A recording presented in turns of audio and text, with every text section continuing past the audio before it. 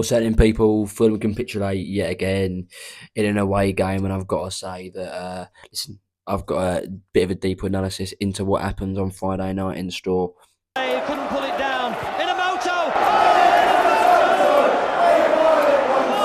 I'll start off with a little positive for us. Listen, Tom Kenny changed the game on Friday night. As soon as Lukic came off, I think that for most of us was seen as a massive negative. Listen, Tom completely changed the game from that 15-minute point where Tom came on. Fulham previous to that couldn't get a foot on the ball, barely got out their half. Tom came on, slowed things down, dictated the tempo, got Fulham a foot on the ball, a foothold in the game even, and that was massive for Marco Silva's men. Fulham were able to sort of hold off Bournemouth for 70-ish minutes while having the E-tack sparked by a deeper creative force, something that Fulham have lacked mightily in the last few months. And listen, while Tom's performance for 70-ish minutes was very impressive, of course, his legs did tire, and there could be a dispute to if he was at fault for Bournemouth's second goal. But listen, the fact that Tom Kearney is the seen like as the primary ball playing midfielder on option for Marco Silva's men should be an indictment on Fulham's recruitment. It was obvious to every man a lion his dog this summer that Fulham needed a ball playing, deeper creative force from the number 8 position, and that wasn't addressed by Tony Khan. He was seemingly the only man on the planet that couldn't see that, and we are seeing Fulham struggle because of that here. Fulham can't seem to have that cutting edge that can soars up the league. Fulham needed that in the summer, and we still need it now. Tom Kearney, while he can be a short-term memory, come off the bench, he isn't the answer long-term. I think Fulham do have a short-term answer of sorts in their squad, and for me, that is removing Sander Berge from the lineup and implementing Mr. Alex Iwobi. Listen, I think that Alex, he yesterday was quite positive from a more central position, and he was that against Brentford as well. For me, we should see him deployed like in that number 8 position. Listen, like Alex has the 6 foot frame, he has the athleticism, he has the defensive work ethic to be that number 8 to partner Sasa Lukic. While it's not a perfect combo, we have seen numerous times that Alex plays his best football from the central realms of the pitch, and he should be given the opportunity to partner Sasa Lukic in that Fulham midfield.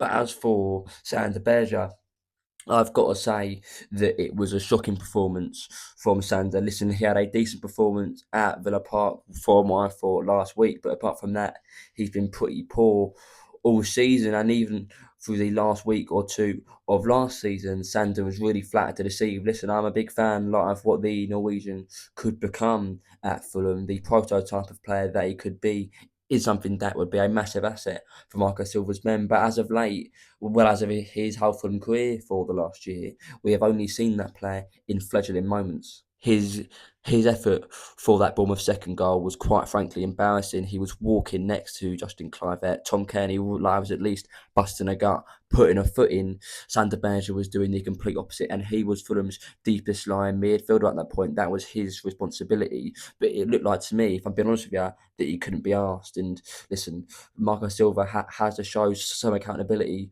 for performances like that. He should be taken out of the team. And listen, Fulham have the perfect remedy. Play Alex Iwobi next to Sasa Lukic, or even Harrison Reed say that Lukic isn't fit. And listen, partner Alex Iwobi with Lukic in midfield. Fulham have a lot of options out wide. Take Iwobi from that wide cluster and put him into the middle.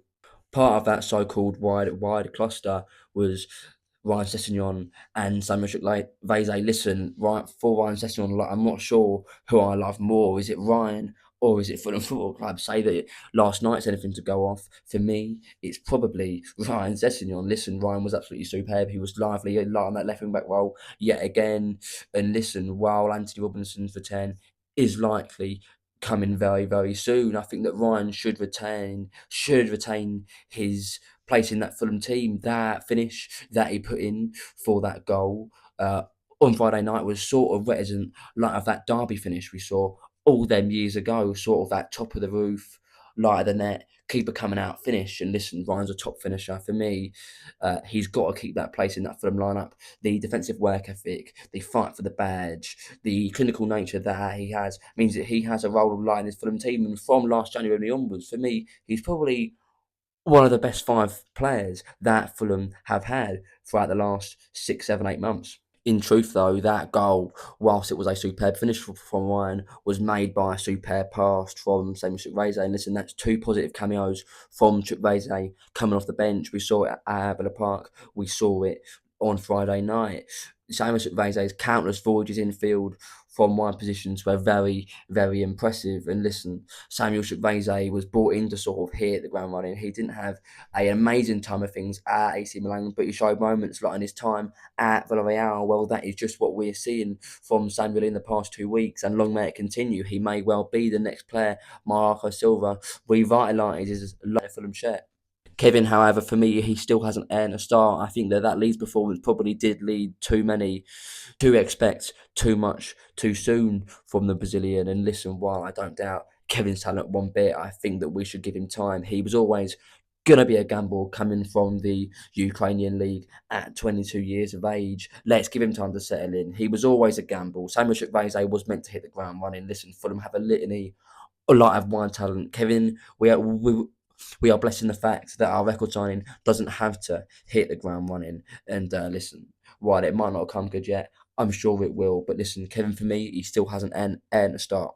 Fulham's wide drive for Arsenal, Samuel Chukwueze and Ryan Sessegnon, like a man whose absence was very much felt on Friday night was Kenny Tete. Listen, I think that for Bournemouth's first goal, I've got to be honest with you, while I think that Timothy Castagne, like in large portions, was quite impressive on Friday night, say that Kenny Tete was up against Mr. Antoine Semenyo for that match up there, that goal never happens. No chance in a million years. Kenny decapitates Semenyo before he even gets into the box. And listen, that would have been the smart thing to do from a more defensively astute fullback. But Castagne didn't let him do that. He let him go down the byline. That is not what Fulham wanted, of course. And at line we see what that led to. But listen, I think that isn't just where we see Tete's absence be felt. I think that Joachim Anderson has massively missed Tete sort of being that safety net to Joachim Anderson's lack of pace to Fulham's back line. And Fulham need Kenny Tete to be back pretty ASAP Rocky. You say that we want to continue that defensive solidity that we have seen from Fulham previously. Since Castagne has been out, we have seen the Fulham back line lie exposed with balls in behind countless times, and Friday night was no exception. We need Kenny Tete back ASAP.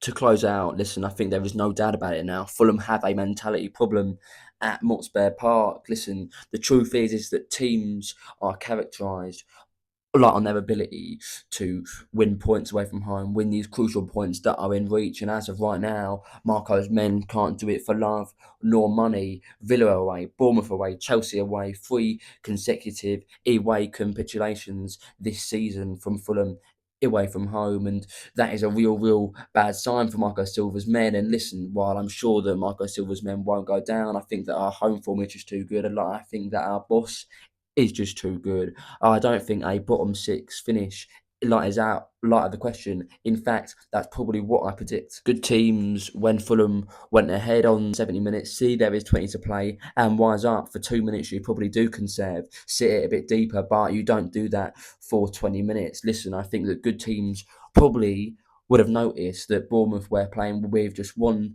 central defender in Diakate when Bournemouth went behind. That's what Iraola changed to, and Fulham, a lot of Marco Silva didn't notice that. That is a sign of a naive team, and a naive team, is a sign of a team that will be at the bottom end of the table. And listen, good teams there get their head up, notice potential weaknesses in a renewed system, and continue to play their game, continue to play their football, and finish off that game. Marco Silva's men have never looked fairer from doing that. Listen, sides quality like in this division are going up and up and up. Burnley, Leeds, and Sunderland have looked much more of a threat to the top flight than Leicester, Southampton, teams like that ever did last year. And I think that will cause problems for Fulham. I think that you'll see a side or two that is an established team go down in this season. And listen, while I don't think it will be Fulham, we're playing a a risky game here. Fulham stagnated in the transfer window. We're seeing what Tony Khan show in the last few weeks. Fulham have stagnated in the Premier League. Stagnating is moving backwards. To us travelling supporters, listen, I'm afraid to say that I think it's going to be quite a long season.